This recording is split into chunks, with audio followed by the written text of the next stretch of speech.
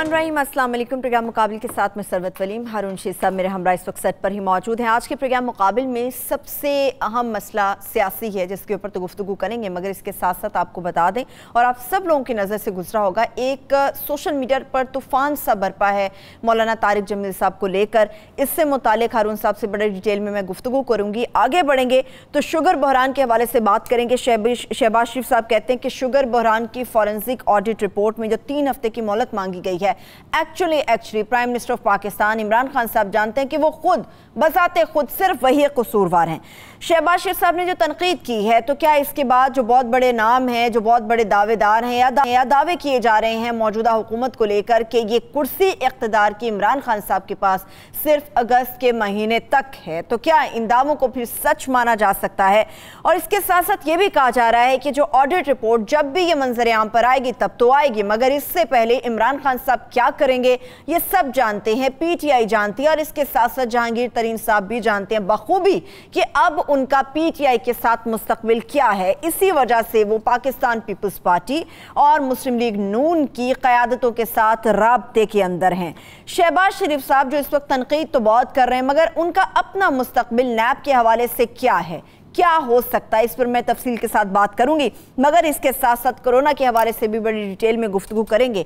मरीजों की तादाद में मुसलसल इजाफा हो रहा है, बहुत सारी जगहों पर एहतियात है, बहुत सारे शहरों में, मगर बड़ी अफसोसनाक सी चीज़ है जो इस्लामाबाद और रावलपिंडी को लेकर सामने आ रही है कि वहाँ पर लोग एहतियात नहीं कर रहे। ख़ासतौर पर इस मुबारक महीने के अंदर जितना भी कहा जा रहा है कि एहतियात की जाए, रश है कि बढ़ता चला जा रहा है।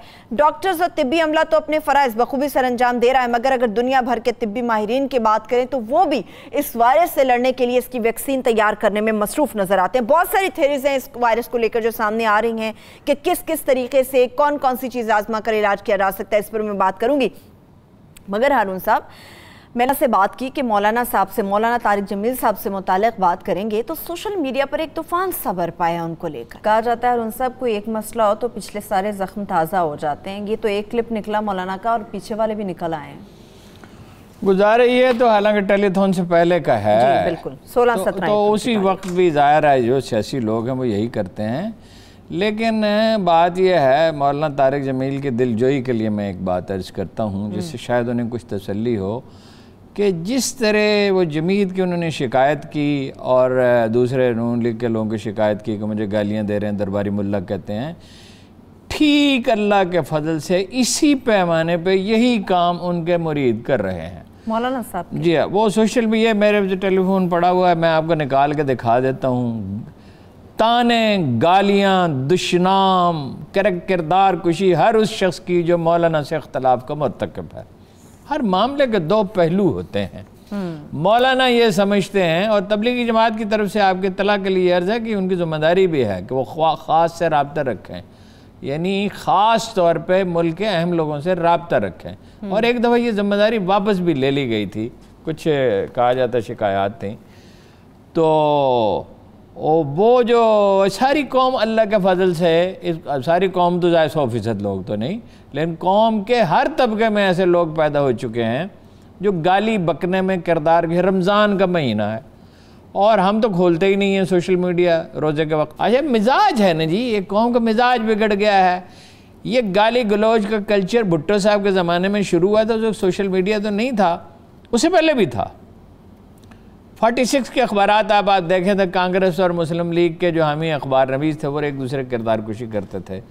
और ये सिलसिला, और ये जो कौमें ग़ुलामी में रहती हैं, जब उन्हें आज़ादी मिलती है तो तादेर उनके अंदर ये मिजाज रहता है। अब ये सोशल मीडिया पे मुकम्मल मादर पिदर आज़ादी मिल गई। इकबाल ने कहा था ना कि आज़ादी अफ़कार है इबलीस की, आज़ादी इज़हार है इबलीस की इजाज़त, आज़ादी अफ़कार कहा, इबलीस की ईजाद, मतलब मादर पिदर आज़ादी जो है वो तो इब्राहिम लिंकन निकला कालों की आज़ादी के बाद सैर करने के लिए, गालबन मैं गुमान करता हूँ दरिया हुडसन के पार, क्योंकि वो वही इलाका है जहाँ के वो गालबन उसको पसंद रहा होगा, करीब था। तो काले जमा हो गए, भागे, उस पर टूट पड़े, इसलिए कि सदियों के बाद उन्हें ग़ुलामी से उसने निजात दी थी, उनका बड़ा मौसम था। तो वो चलता जाता था और कहता था डिसिप्लिन सीखो, नेल्सन मंडेला की तरह उसका मिजाज था, डिसिप्लिन सीखो, डिसिप्लिन सीखो, अपना काम करो, अपना काम करो। ये आज़ाद कौमों का शेवा, इसलिए इकबाल ने कहा जिसे ज़ेबा कहें भरोसा कर नहीं सकते ग़ुलामों की बसीरत पर, जिसे ज़ेबा कहें आज़ाद बंदे है वही ज़ेबा। मौलाना के हामी ठीक यही हरकत कर रहे हैं। आपको हैरत होगी, रात मैंने एक ट्वीट पढ़ा किसी खातून का कि मेरी 62 साल वालदा ने कुरान हिफ्ज़ कर लिया है, तो मैंने उसमें सिर्फ एक जुमला लिखा कि कुरान के मौज़ात कभी ख़त्म नहीं होंगे। ठीक है, इस फिक्रे पर कोई तनकीद कर सकता है? कुरान के मौज़ात कभी ख़त्म नहीं होंगे कि एक 62 साल खातून, यानी ये कुरान का मौज़ा है ना कि भाई 30 पारे 62 साल की उम्र की खातून से ये अगर ये कहा जाए कि ये असदुल्लाह गालिब की गज़ल याद कर लें या अल्लामा इकबाल की नज़म याद कर लें, बड़ा मुश्किल है। तो मुश्किल है कि वो याद करे, लेकिन कुरान याद हो जाता है। तो इसलिए मैंने कहा ये इसलिए याद हो जाता है कि ये अल्लाह का कलाम है।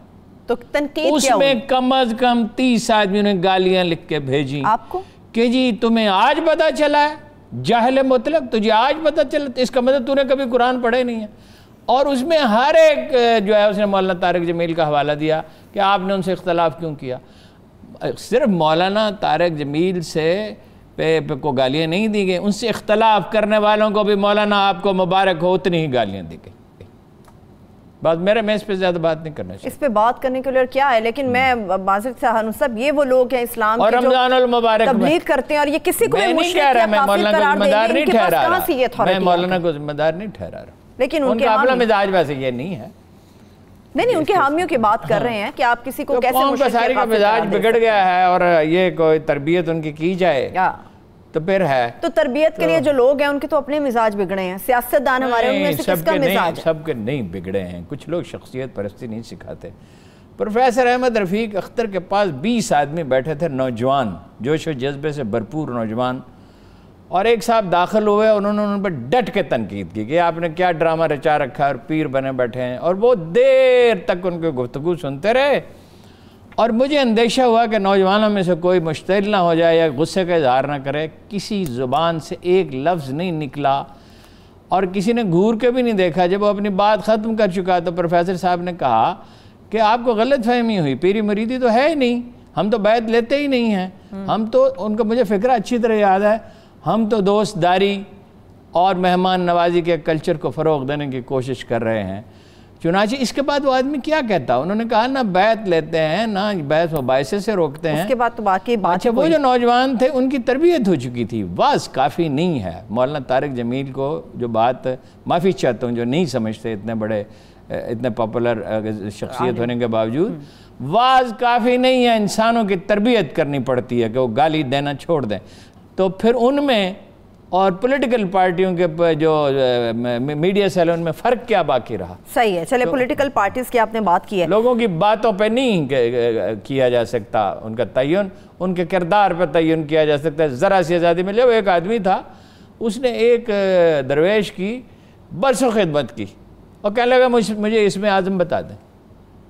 अच्छा। यानी अल्लाह ताला के 99 नाम हैं, जो भी पढ़ेंगे बरकत ही बरकत है। और जो लोग पढ़ते हैं वो कहते हैं कि कोई नाम ऐसा नहीं है जिसकी बरकत नसीब न हुई। बिल्कुल, बेशक ऐसे लोगों को मैं जानता हूँ जो पूरे 99 पढ़ते हैं। खातून भी इस्लामाबाद में थी, वो पढ़ती थी 99, और लोगों को भी मैं जानता हूँ जो 99 पढ़ते हैं और कहते हैं, फिर बड़ी खुशी से कहते हैं अल्हम्दुलिल्लाह कोई नाम अल्लाह का ऐसा नहीं जिसकी बरकत हमें न पहुँची। तो मगर कहा इसमें आज़म है, सूरह बकरा में रसूलुल्लाह ने फरमाया फलां सूरह में तलाश करो, उसका तयन भी बाद लोग करते हैं। तो उसने कहा इसमें आज़म बता दें। उन्होंने कहा एक डब्बा है, ले जाओ, मसलन वो फ़र्ज़ कीजिए लाहौर में रहते थे, ये तो वैसे कदीम ज़माने का किस्सा है, तो और मिडल ईस्ट का है गालबन, तो वो ले के ना वो डब्बा ले जाओ, फलां आदमी को दे देना और इसको खोलना नहीं है, वापस आओगे तो मैं इसमें आज़म बता दूँगा। अच्छा। तो वो अपना रास्ते में अपने तजस्सुस पे काबू न रख सका, बड़ी कोशिश की कि इसमें क्या है, उसको खोला तो उसमें से चूहा फुदक के निकला और भाग गया और वापस आया और शर्मिंदगी से इतराफ़ किया। उसने कहा एक चूहे की हिफाजत तो कर नहीं सके, तो इसमें आज़म तुम्हें बताऊँ उसकी क्या। तो बात यह है कि सभी का यही हाल है, सबसे मुराद सारे लोग नहीं हैं। किसी पार्टी में 2% होंगे, किसी में 4% होंगे, किसी में 5% होंगे। हैरान कुन बात यह, सबसे कम गालियाँ जमीयत उलमा इस्लाम वाले और जमात इस्लामी वाले देते हैं और उससे भी कम पीपल्स पार्टी वाले देते हैं। PTI वाले तो आदमी उनका बस नहीं चलता कि जिंदा दफन कर दें, और आदमी को उसकी औलाद समेत। और यही नून लीग वालों का ये नून लीग ने आगाज किया था, मगर पीटीआई ने जो है इसको मंजिल तक पहुंचा दिया इस सारे मामले को। अच्छा ठीक है, नून लीग की बात कर लेते हैं। मुझे ये बताएं, ऑडिट रिपोर्ट पे भी बात करूंगी, हुकूमत बात करूंगी, तरीन साहब पे भी बात होगी, शहबाज शरीफ साहब पे नहीं हम बात करते, उनका क्या बनेगा? नैब बार बार बुलावा देता है, वो नहीं जाते, अब बताएं उनका क्या? नहीं, वो घबराए हुए हैं। देखिए ना, कसूर उनका, देखिए प्लान क्या था। मैं इतनी दफ़ा इसकी वजाहत कर चुका हूँ, अब मुझे अंदेशा होता है कि तकरार अच्छी नहीं होती। प्लान ये था मार्च में बुज़दार को फारग कर दिया जाएगा, ये था प्लान अपोजिशन का। इन्हिसार तो इस बात पर है कि इसमें मीडिया क्या रोल प्ले करता है और मुख्तलिफ अपोजिशन पार्टियाँ क्या करती हैं, और फिर इस्टेब्लिशमेंट इस प्लान को कबूल करती है या नहीं करती, उसके बगैर तो नहीं हो सकता। चौधरी परवेज इलाही को बनना था वजीर आला, ये मंसूबा तैयार था, पूरी तरह नक्शक से दुरुस्त था, ठीक है। मगर आई भी तो अपना काम कर रही है ना, इमरान खान को रिपोर्ट कर रही है ना, ठीक है ना। उन्होंने अपना काम किया, उन्होंने जो सदबा, बीच में छलांग लगाई कोरोना ने, और बनी नौ आदम को इत्तला दी कि तब्दीलियों का अमल बारी ताला ने रोक दिया है। जो फैसले वही अल्लाह तुरजुल उमूर, फैसले अल्लाह के बारगाह में होते हैं, और फैसला इस वक्त नहीं हो सकता। कोरोना जो है ना, वो हमाला की तरह इमरान खान के रास्ते में हायल हो गया, यानी कोई उसको तस्खीर नहीं कर सकता। अब प्लान मैं आपको कल भी बताया था, अगस्त का है प्लान, उसके कई हैं। मुझे इन प्लान बनाने वालों पे थोड़ा सा ताज्जुब होता है कि ये इतने लंबे प्लान होते नहीं पॉलिटिक्स में। प्लान यही है कि जहांगीर तरीन साहब जो हैं वो 25 MN फराहम करेंगे। किसको? प्लान ये है अपोजिशन को, और किसको? ये नून लीग की तरफ जाएंगे या पीपल्स पार्टी की तरफ जाएंगे? मिलजुल के करेंगे ना, ठीक है। और वो मौलाना फजलुर रहमान वाली कोशिश नाकाम हुई, और उन्होंने तो बड़ी दानाई का सबूत दिया। वो ठंडे होकर बैठ गए अपने घर में, अफ्तारियाँ पढ़ रहे हैं, बहुत सारी अफ्तारी कर रहा हूँ, ये तराबी पढ़ रहे हैं, और कोई गैर जिम्मेदाराना गैर मोहतात बयान नहीं दे रहे। पहले वो सोच समझ के बात करते थे, लेकिन एक एडवेंचर तो उन्होंने किया। तो वो ये है कि अगस्त में जो है वो वज़ीर आज़मी को चलता किया जाए, ठीक है, इमरान खान साहब, ठीक है, इमरान खान को चलता किया जाए, और एक नेशनल गवर्नमेंट या टेक्नोक्रेट्स की हुकूमत बनाई जाए। अच्छा। वो कुछ अर्सा काम करे, और इसके बाद जो है या उसमें से वज़ीर आज़म बनाया जाए। PTI में से अगर वो बंदे तोड़े जाए, मुश्किल है तोड़ने, PTI के वर्कर कच्चा चबा जाएंगे, ठीक है। और सोशल मीडिया पे उसकी 7 नस्लों को खंगाल डालें। वो खंगालेंगे क्या? वो अपना खतरा कर लेंगे। वो जिनको गाली देनी उनको कोई ज़रूरी थोड़ी होता है कि हक़ाइक़ को मालूम हो। तो ये आसान तो नहीं है। देखिए, शहबाज शरीफ साहब का मसला ये है, TT, वो रेलवे में एक TT होता है ना, वो TT होता है, टिकट चेक करता है। तो TT से तो कोई बच नहीं सकता। जब वो पकड़ लेता है, चाहे आप गुसल खाने में घुस जाएं, तो उससे काबी नजर होती है, उसकी ट्रेनिंग भी होती है। ट्रेनिंग उसकी, जब टिकट नहीं है तो पकड़ा जाएगा। तो ये तो TT इनको एक नहीं है, दर्जनों TT हैं, पकड़े जाएंगे। इनके पीछे दर्जनों TT लगे हुए हैं, यानी मुसाफिर तो चंद एक हैं, ख़ानदान है शहबाज शरीफ का, और TT बेशुमार हैं, और अरबों रुपए हैं जो थैलों में भर भर के उन्हें पहुँचाया गया। वो किस तरह वजीर है? अब वो हैं डेस्परेशन का शिकार। वो कहते 100 अरब की डकैती हो गई, तो आपके ज़माने में तो 2200 अरब की डकैती हो गई। आप तस्लीम नहीं करने को तैयार, ये भी कहा गया नहीं, उन्होंने दी ना, सब्सिडी दी या नहीं? वो इस तरफ तो आई, इन्होंने दी 3 अरब कि 10 साल तक, और इन्होंने 3 अरब उस वक्त दी, गलत या सही, लेट इट बी इन्वेस्टिगेटेड, जब डॉलर जो है वो 167 रुपए का है, और रुपए की कीमत बहुत गिर चुकी, आधी रह चुकी, समझिए। उस ज़माने के मुकाबले में 1.5 अरब दी, 2 अरब दी। तो जो आपके ज़माने में 4.5 अरब सालाना दी जा रही थी, जिसके आप डायरेक्टली खुद भी बेनिफिशियरी थे, 4.5 अरब, तो 450, तो उसका कौन जिम्मेदार है? अब वो हैं डेस्परेशन का शिकार, उन्हें डर लगता है। वो डर के भी इतने, और देखिए ना, बहादुर हुए पड़े हैं वो तो। बहादुर है, डेस्परेशन, और बहादुर हूँ तो वहाँ जाए ना। वो कोरोना से डरते हैं। आपको कोरोना नहीं, पिछली दफ़ा जब वो पकड़े गए थे, तो वहाँ एक सोर्स ने मुझे बताया था जो रिलायबल है, कि 15 मिनट ऐसे बैठे रहे सर पकड़ के कि ये हुआ क्या, वो खास। लेकिन अंदाज़ा मेरा ये है कि गिरफ्तारी नहीं होगी, बच जाएंगे। तो सी की उन्होंने हमायत की। तमाम सियासी पार्टियां इस वक्त इस्टेब्लिशमेंट के साथ हैं, दिलो जान से साथ हैं या नहीं वो दूसरी बहस है। दिलो जान से तो करना पड़ेगा, और दिलो जान से तो कोई किसी के साथ नहीं होता। हुमायूं के बेटे ने बगावत की, अकबर के बेटे ने बगावत की, शाहजहां के बेटे ने बगावत की जहांगीर ने, और इसी दौरान जहांगीर का इंतकाल हो गया। औरंगज़ेब और उसके भाइयों का किस्सा सबको मालूम है। सुलेमान द मैग्निफिसेंट ने अपने बेटे को कत्ल करा दिया, इतना अजीमुश्शान हुक्मरान, तारीख़ जिसे कभी भूल ही नहीं सकती, जिसका नाम लेके औरतें डराती थीं, जो ऑस्ट्रिया तक इस तरह चला जाता था जैसे हम लारस गार्डन में चले जाते हैं। तो ये इक़्तिदार की जंगें बड़ी बेरहम होती हैं, उसमें कोई किसी पर तरस नहीं खाता, और मतलब ये लाशों के अंबार लगाए जाते हैं, खोपड़ियों के मीनार बनाए जाते हैं। उसकी कभी तैमूर की ऑटोबायोग्राफी पढ़ें, किस फ़ख्र से वो कहता है कि मैंने, वो सिर्फ दरवेश होता है जो इक़्तिदार की कशमकश से बचता है। उसने कहा, रुकनुद्दीन बैबरस ने उस दिन भी आपको बताया था कि क्या आप हुकूमत चाहते इब्न तैमिया से, कहा इमाम इब्न तैमिया से। तो उन्होंने एक तनका उठाया और उसे दौरा किया और कहा, तुम्हारी और ततारियों दोनों की हुकूमत इस तनके से भी ज़्यादा हकीर है मेरी निगाह में। वो ठीक है, वो तो उनको इक़्तिदार से क्या लेना देना था कि मुजाहिद आदमी थे। तो ये कशमकश जारी रहेगी। इसका फ़ैसला क्या होगा? इसका फ़ैसला जो है उस वक्त के हालात पे होगा कि क्या हो सकता है, उस वक्त के हालात पे होगा। सही, ठीक है ना। तो बाकी आपको पता है काफ़ी तब्दीलियां आ चुकी हैं कारोबार हुकूमत में। बात करते हैं, चलो वापस आगे, बिल्कुल एक छोटी सी ब्रेक की तरफ बढ़ते हैं। जब ब्रेक से वापस आएंगे गुफ्तगू का सिलसिला यहीं से आगे बढ़ेगा, हमारे साथ रहिए।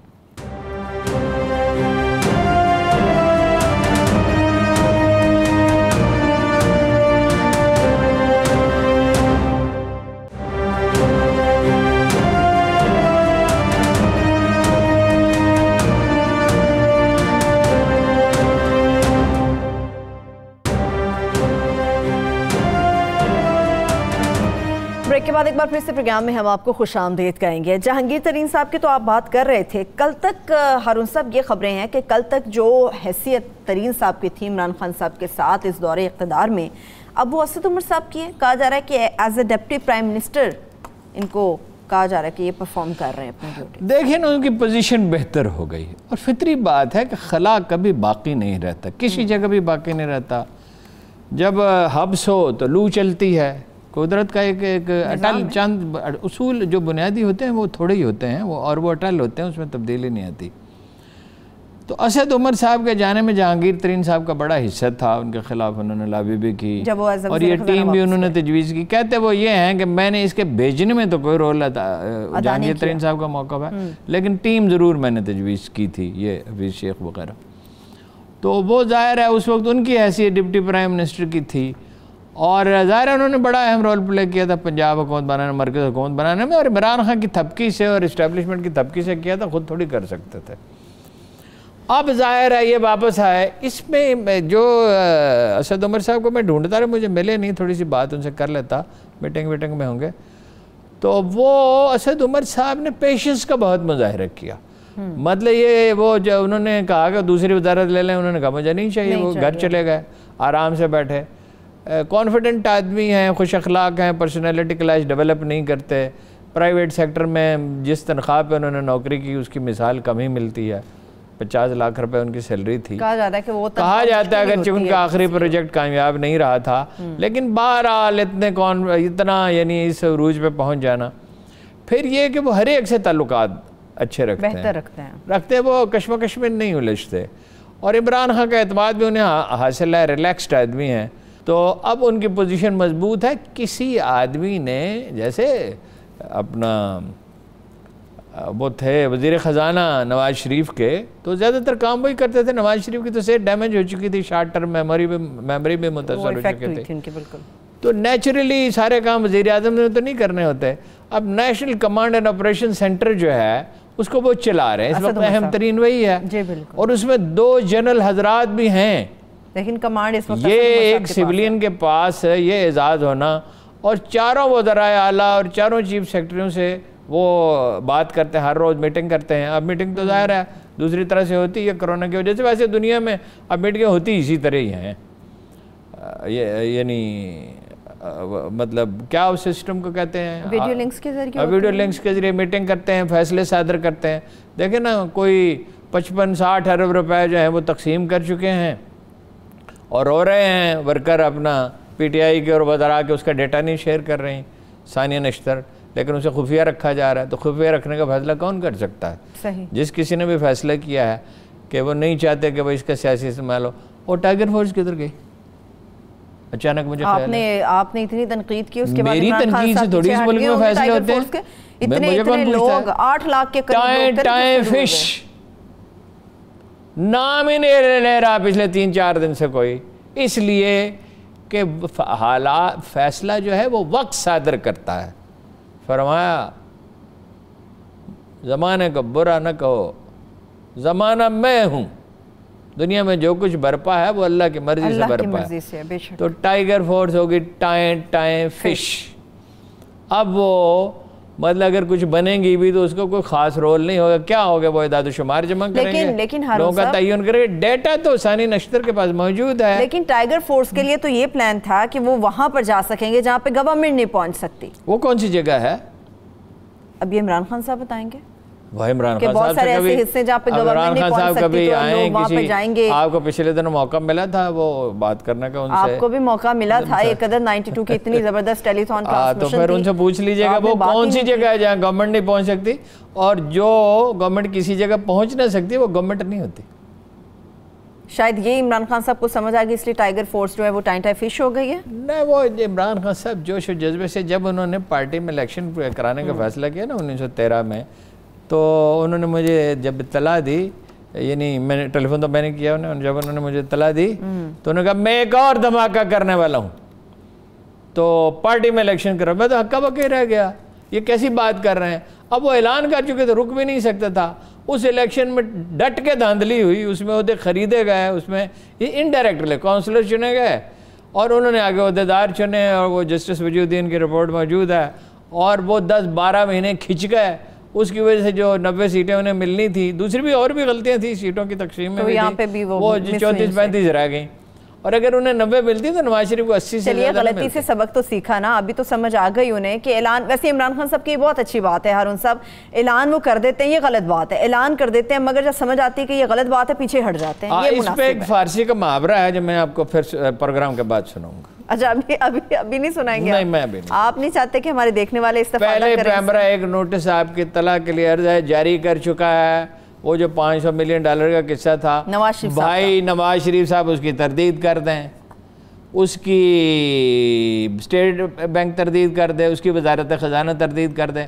हम बड़ी खुशी से वो तरदीद जारी कर देंगे और कहेंगे भाई स्टेट बैंक वाले कह रहे हैं हमें कोई $500 मिलियन नहीं मिले तो लिहाजा नहीं मिले, तो हमारे जो ज़राए हैं मुमकिन है उन्हें गलती लगी हो, तो मगर वो तरदीद तो नहीं कर रहे। यानी सबूत का बोझ अब उनके कंधों पर है। तो मुद्दई सुस्त गवाह चुस्त है जी। चलिए इसके साथ मुझे बुलाएंगे तो मैं चला जाऊंगा और मैं उन्हें बताऊंगा कि मेरी इत्तला तो यही है और मैं इस पर कायम हूँ, मेरे सोर्सेज ठीक हैं। इस दफ़ा उतना यकीन मुझे नहीं है। देखिए वो जो सोर्स था जिसने मुझे बताया था उसके मुकाबले में, उस मुकाबले ये भी सोर्स काबिल एतमाद है और मैं इसे 25 बरस से इस आदमी को जानता हूँ, इसकी दयानत से और बाखबर होने पर मुझे कोई शुबह नहीं है और ये झूठ बोलने वाला आदमी नहीं है।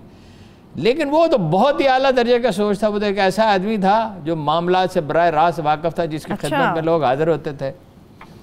तो लेकिन वो तरदीद कर दें, बड़ी खुशी से हम तरदीद जारी करेंगे। भाई गलती इंसानों से होती है। फर्ज कीजिए मेरे सोर्स की इत्तला गलत, फर्ज कीजिए, चलिए वो दानिस्ता झूठ बोलने वाला तो नहीं है, लेकिन एक फर्ज कीजिए सोच लेते हैं तो हम उसकी वजाहत कर देंगे। तो पैमरा वालों को मुझे समझ नहीं आई, भाई आपका क्या ताल्लुक है इस मामले से? बहरहाल उन्होंने नोटिस दिया है, बुलाएंगे तो हाजिर खिदमत हो जाए। ठीक है, आगे बढ़ते हैं। अब जरा कोरोना के हवाले से हारून साहब बात करेंगे। बहुत सारी चीज़ें सामने आ रही हैं कि इसकी वैक्सीन इस तरीके से तैयार हो सकती है, इस तरीके से तैयार हो सकती है। दुनिया के तमाम माहिरीन सर जोड़ के बैठे अपनी अपनी जगहों के ऊपर कि किस तरह से इसका इलाज किया जा सकता है। तो आपके पास क्या खबर है? दो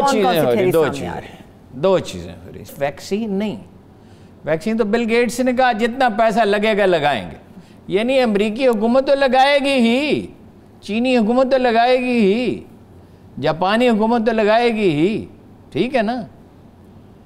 ये चीन और जापान में जो कंपनियां बना रही हूँ तो पाकिस्तान से भी रब्ता किया है। जाहिर है उसमें एक पूरा प्रोसेस होता है, पहले जानवरों को इंजेक्ट करते हैं, एंटीबॉडीज बनती हैं या नहीं बनती, यानी वो सेल बनते हैं या नहीं बनते जो बीमारी की मुदाफियत करके उसे वायरस को दफा कर दें, खत्म कर दें। फिर इंसानों पे उसका तजर्बा होता है। वो प्रोसेस जब मुकम्मल ना हो जाए कि ये साइंसी अमल है, ये कोई वाज और खिताबत तो नहीं है, शायरी तो नहीं है, तो जब तक वो प्रोसेस मुकम्मल ना हो जाए इट में टेक ए ईयर। बाज़ डॉक्टरों का ख्याल है, बड़े माहिरीन का 6-7 महीने में हो जाएगा, क्योंकि इस दफ़ा सारी दुनिया को मसला दरपेश। पैरेलल एक और काम हो रहा है, वो ऑस्ट्रेलिया में, जापान में, चीन में, बहुत सी जगहों पे, पाकिस्तान में भी काम हो रहा है। वो ये है कि दवाई बनाई जाए। अब वो दवाएं क्लोरोक्विन, अब जनाब थैलेसीमिया की कोई दवाएं, कैंसर की दवाएं, हत्ता कि ये गंठिया की दवाएं, बहुत सी दवाएं जो हैं वो इस्तेमाल की जा रही हैं। अब लंदन से एक क्लिप मैंने आपको दिखाया इस प्रोग्राम से पहले, डॉक्टर नज़ीर साहब जो एक नॉन एजुकेशनिस्ट हैं और जिनके बारे में सरदार अतीक साबक वज़ीर-ए-आज़म आज़ाद कश्मीर ने मुझे कहा कि वो बहुत ही नेक आदमी हैं और वो बड़े शाइस्ता आदमी हैं और दीनदार आदमी हैं। उन्होंने कहा सना मक्की एक बूटी है, अच्छा, और वो जो है अब आवाज़ उनकी नहीं है। अब जिस वजह से हमें शुबा हुआ कि भाई इसको चेक करना चाहिए, कि उन्होंने कहा सरदार अतीक साहब समेत सैकड़ों लोग इसके गवाह हैं कि इस दवाई से लोग ठीक हो गए।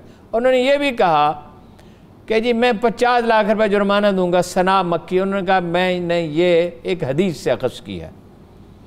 तो हदीस वो ये है, सरदार अतीक साहब ने पढ़ी है, मैंने नहीं पढ़ी, तो बहरहाल हदीस का गलत हवाला तो नहीं दे सकते अतीक साहब। तो उन्होंने कहा कि जी क्या मौत का अगर कोई इलाज होता तो ये होता, ये एक बूटी आम पंसारियों से मिलती है। मैंने कहा आपको, उन्होंने गवाह बनाया। उन्होंने कहा भाई मेरी गवाही इतनी है कि मेरी साहबजादी को यानी सरदार अब्दुल क़य्यूम खां की पोती को वो फेफड़ों की तकलीफ थी, ठीक है, दमे की कहने चाहिए टू बी एग्जैक्ट, और इलाज हो रहा था और फ़ायदा नहीं हो रहा था। उसका कावा पिलाया और वो बिल्कुल ठीक हो गए। अब ये बुनियादी तौर पे मर्ज तो फेफड़ों का ही है ना, यानी नमूनिया की कैफियत होती है। सांस में इसमें मसला क्या होता है, खून में ऑक्सीजन होती है 90%, अगर 90% से कम हो के 70% से आ जाए तो ख़तरनाक है, इसमें 50% रह जाती है। इसलिए ऐसे आलात मौजूद हैं कि जिनसे ये टेस्ट किया जा सकता है और वो महंगे नहीं हैं। वो है $1000 से लेकर $2000 तक, ठीक है, जो हुकूमत पाकिस्तान को चाहिए कि न सिर्फ वो निचले लेवल तक, रूरल हेल्थ सेंटर तक वो मुहैया करे। देखिए ना, उसमें 100 अरब रुपये तो नहीं लगेंगे ना, उसमें 10-20-30 करोड़ रुपए लगेंगे। तो वो उसमें ऑक्सीजन, और फिर ये है कि एक मास्क है, ऑक्सीजन मास्क, यानी वेंटिलेटर तो बहुत महंगा है और मुयस्सर नहीं है, बिल्कुल अहम बात यह है कि मुहैया नहीं है। लेकिन वो जब लगा देते हैं चेहरे पे तो वो बहुत कीमत का बहुत बेपनाह फ़र्क है, बहुत ज़्यादा फ़र्क है। तो वो जो है उससे ऑक्सीजन जो है वो ज़्यादा, जिस्म ज़्यादा ऑक्सीजन कबूल करता है। मतलब मुझे एक दफ़ा याद है, बहुत से डॉक्टर जो होते हैं बहुत तरदिमाग होते हैं, हर पेशे में अच्छे लोग होते हैं, ज़्यादा ज़हीन लोग होते हैं।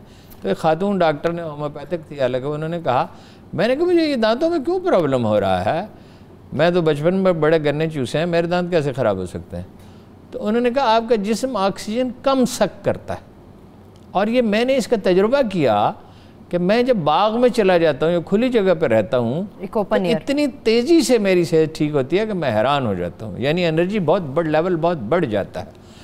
तो ये हर चीज़ का मसला होता है। ये दवाओं पे भी काम हो रहा है और वैक्सीन पे भी काम हो रहा है और दुनिया भर की कंपनियां इसमें लगी हुई हैं।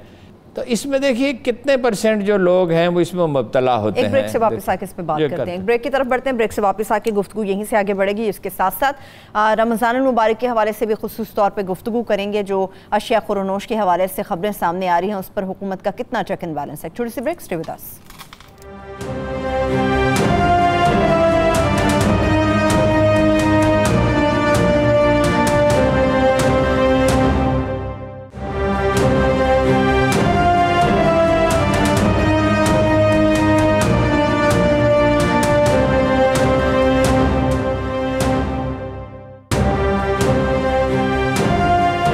ब्रेक के बाद एक बार फिर से प्रोग्राम में हम आपको खुश आमदेद कहेंगे। कुछ परेशानियां हैं जिनका जिक्र होना अभी बाकी है। लूट मार कैसे जारी है उसकी परेशानी तो मैं बात करूंगी हारून साहब, मगर डॉक्टर्स है कि उनकी परेशानी अभी ख़त्म होने का नाम नहीं ले रही।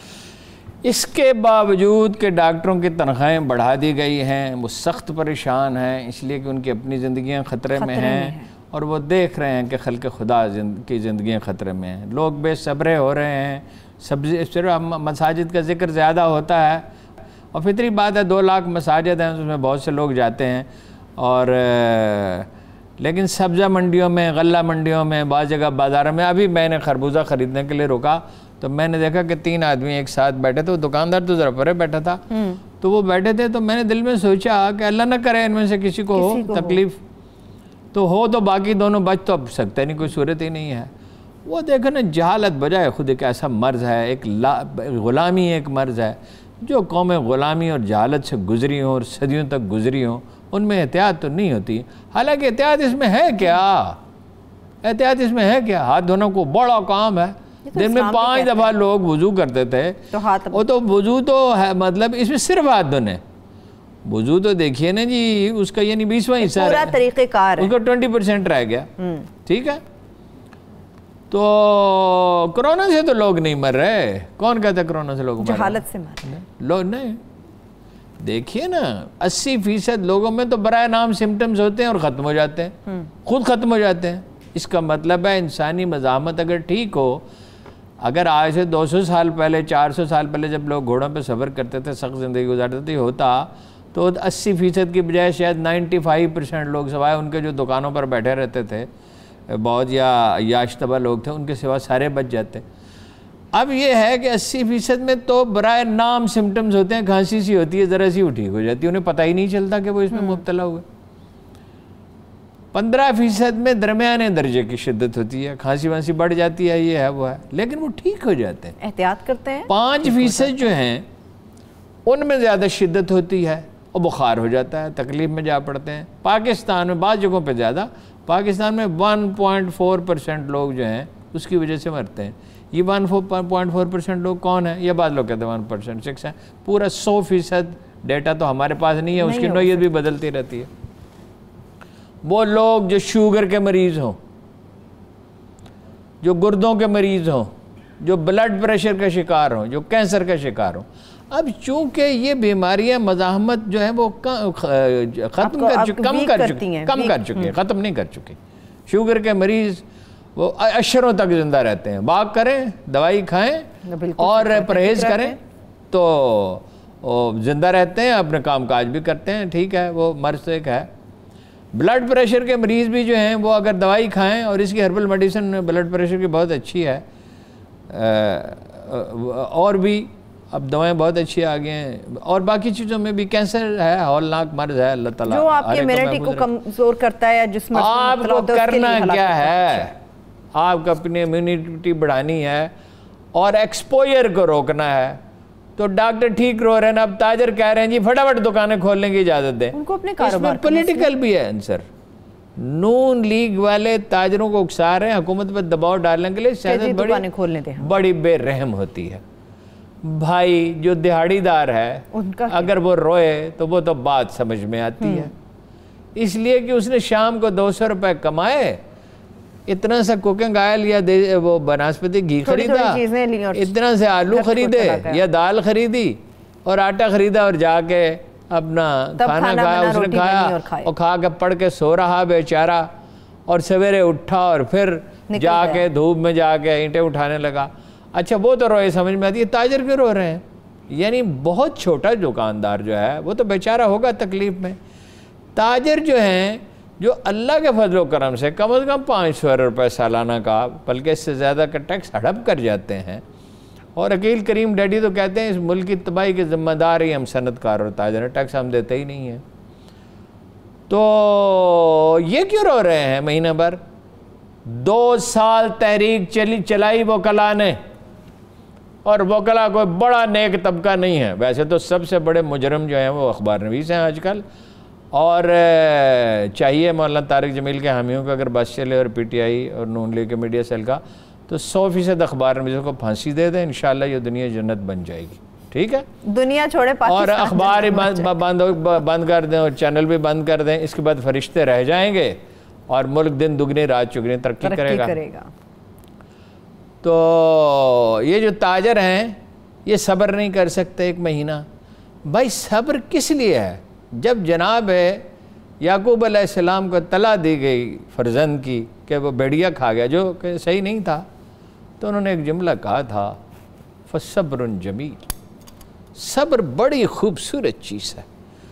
और क्या खूबसूरती थी उस सब्र में कि जनाब यूसुफ अलैहिस्सलाम को न सिर्फ पैगम्बरी अता की गई, कुरान में जिन पैगम्बरों का वजाहत के साथ जिक्र है उसमें सबसे ज़्यादा जनाब मूसा अलैहिस्सलाम का है, वैसे जनाब इब्राहीम अलैहिस्सलाम का है, लेकिन यूसुफ, सूरह यूसुफ जो है वो बहुत इन्हमाक से कुरान के तालिब इल्म पढ़ते हैं और कहते हैं कि इसमें इतने यानी दानिश के मोती बिखरे हुए हैं कि समेटे नहीं। वैसे तो कुरान के किसी आयत के भी दानिश समेटी नहीं जा सकती। जो लोग पढ़ते हैं, गौर करते हैं, अल्लाह हर एक को तौफीक दे, वही जानते हैं। वो मेरे सामने एक दफ़ा एक बड़े स्कॉलर ने किसी से कहा था, एक सनदकार बड़ा चहक रहा था और कुरान की किसी आयत की तशरीह कर रहा था, तो वो दाना आदमी थे मगर बहुत नरम गुफ्तार थे, तो कहा कुरान को सिर्फ़ उसके आलम ही जानते हैं। तो लेकिन ये देखिए ना कि उनके सब्र का क्या सिला अल्लाह ने दिया। तो ताजरों के साथ अगर ज़रूरत पड़े तो थोड़ी सी सख्ती करनी चाहिए। सख्ती तकलीफ़ पहुँचाने के लिए नहीं, बल्कि इसलिए कि इसी में उनकी बेहतरी है। जैसे आप बच्चे को उस पे सख्ती करते हैं कि वो अपना होमवर्क मुकम्मल करे और स्कूल से गैर हाज़िर न हो और वो सब्जेक्ट्स पढ़े जो जिसकी तरफ उसकी रग़बत है, उसका ध्यान रखते हैं कि ये बेतवजी, और अगर कोई उसका मसला है तो उसको हल करें। देखिए वैसे तो सिंगापुर की यूनिवर्सिटी जो है टेक्निकल यूनिवर्सिटी वो कहती है कि 3 जून को पाकिस्तान में कोरोना ख़त्म ही हो जाएगा। ख़त्म नहीं होगा, कम होगा अगर परहेज़ की गई। वो तो नज़र नहीं आ रही हारून। अच्छा, परहेज़ कहीं दिखाई नहीं देती। ताजर जबरन दुकानें खोलते हैं। अच्छा जी, मशरकी पंजाब की फिल्में मैं देख रहा हूँ, वहाँ से जो आ रहे हैं क्लिप, वो बिल्कुल नहीं छोड़ते। मशरकी पंजाब की पुलिस बड़ी सख्त है, वो कतई नहीं छोड़ते। और ये जो हमारी पंजाब की पुलिस है ना, इससे भी ज़्यादा वो सख्त की। लेकिन इन्होंने भी वो किसी बच्चा ट्यूशन पढ़ने के लिए चले जाए ना किसी उस्तानी के घर, वो उसके घर जाते हैं और कहते हैं कि उस्तानी जी ये ट्यूशन के साहब जी तुम पढ़ा रहे हो, तो उनको कहने इजाज़त देती है, छोड़ते नहीं है। लेकिन सख्ती यहाँ पे भी हारून साहब, लेकिन जिस तरह से आपने भी बताया इंडिया में अभी जो खबरें आ रही हैं, जो वीडियोस आ रही हैं रश को लेकर, रमज़ान है, लोगों को निकलना है सैर और इफ्तार के लिए, मगर रश है कि कम होने का नाम नहीं ले रहा और लोगों को समझ नहीं आ रही कि फासला रखो, फासला रखो, फासला रखो। देखो क्या कुरान की आयत है, वल्अस्र इन्नल इंसान लफ़ी खुस्र इल्लल्लज़ीना आमनू व अमिलुस्सालिहात व तवासौ बिल हक़्क़ि व तवासौ बिस्सब्र। कसम है ज़माने के इंसान खसारे में, इसमें एक्सेप्शन कोई नहीं, तमाम इंसान खसारे में। सिर्फ एक्सेप्शन कौन है? जो सच इल्लल्लज़ी, जो ईमान लाए, इल्लल्लज़ीना आमनू अमल, ईमान लाए, अमल साले करे, अच्छे अमल करे, फजूल काम न करे, अपनी ज़िंदगी ज़ाया न करे, और सब्र पे कायम रहे और हक़ पे कायम रहे।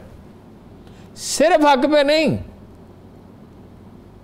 यानी अगर आदमी हक़ पे कायम है तो ये बजाय खुद कैसी सादत की बात है, मगर सब्र भी। चलिए हारून साहब, लास्ट मेरे पास 3 मिनट्स हैं। मैं चाह रही थी, आपने ये बात की है तो रमज़ान की भी बात छिड़ गई है। रमज़ान मुबारक में दुनिया के तकरीबन तमाम जगहों पर ऐसा देखा जाता है कि इस मुक़द्दस महीने का इस हद तक एहतराम होता है कि चीज़ें सस्ती हो जाती हैं, लोगों को जितना रिलीफ दिया जा सकता है दिया जाता है, वो चाहे कोई मुसलमान मुल्क हो या फिर नहीं हो। लेकिन पाकिस्तान में, मैं बहुत सारी मिसालें, कहीं कोई नहीं होता। मिडिल ईस्ट के बाद मुल्कों में है हुकूमतें, इसका मसलन सऊदी अरब में पोल्ट्री पिछले 40 साल से महंगी नहीं हुई। मैं 40 हारून साहब, अमेरिका के अंदर मैं गया था, मिसाल दे देती हूं, अभी तक अमेरिका में ग्रोसरी सस्ती, बड़ा रिलीफ मिलता है। इंडिया के अंदर मुसलमानों को रिलीफ मिलता है इस मामले को। अभी कोरोना को आप छोड़ दें, लेकिन जितने भी रमजान गुजरते हैं इंडिया में भी मुसलमानों को रिलीफ दिया जाता है, मगर मेरे इल्म में नहीं है। लेकिन हमारा जो ताजर है ना, देखिए ना, ये पाकिस्तान जो है ना, ये 9 दौलतियों का मुल्क है। ये बात याद रखिए। आप किसी ख़ानदान को, कारोबारी को कुरेदना शुरू करें तो ज़्यादा से ज़्यादा होगा उसकी 2री या 3री नस्ल कारोबार कर रही होगी। और कारोबारियों में ऐसे लोग हैं वैसे जो अच्छे भी हैं कि खल्क़ खुदा की खिदमत करते हैं, लोगों को, गरीबों को भला करते हैं, लेकिन मेजॉरिटी उसमें एक वहशत पाई जाती है सवाए अरबों के। और मैं सऊदी अरब की बात कर रहा हूँ, बाकी अरब मुल्कों का मुझे इतना तजुर्बा नहीं। सूडान बेहतर है और दुबई का मुझे ज़्यादा एक्सपोजर नहीं है, मैं तो जब कभी गया 2-3 दिन के लिए किसी काम से गया। पाकिस्तानी ताजर का मुनाफा जो है वो सबसे ज़्यादा है दुनिया में। आप एक डिनर सेट जो है किसी स्टोर से ख़रीदें, समझ आ जाती है उसको वो ख़रीदें ज़रा और उसका नंबर नोट करके ले आएँ, ख़रीदें नहीं, उसकी कीमत पूछ के ले आएँ। वो शाल में मैं आधी कीमत में मैं आपको ले दूँगा। तो वहाँ से भी तो ताजरी लेके जाते हैं और वहाँ भी ताजरी लेकर आते हैं। नहीं, थोक और अपना मार्जिन भी रखते हैं, अपना मार्जिन भी रखते हैं। इतना फर्क है, आधी से भी ज़्यादा, दोगुना। लेकिन मेरा सवाल ये हारून साहब कि कहीं पर भी सरकारी आपने सैनिटाइजर नहीं देखा क्या भाव बिक रहा था?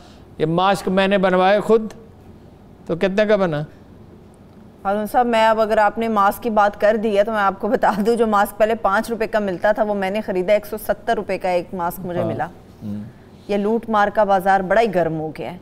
आखिरी मैंने बेहतरीन बनवाया और 20 रुपए का एक मास्क। चलिए, इसके साथ ही मैं भी क्लोजिंग की तरफ बढ़ रही हूँ। बहुत शुक्रिया हारून साहब आपके वक्त का, हमारे देखने वालों का बहुत शुक्रिया। मुझे इजाज़त दीजिए, अपना बहुत सा ख्याल रखिए। खुदा हाफिज़।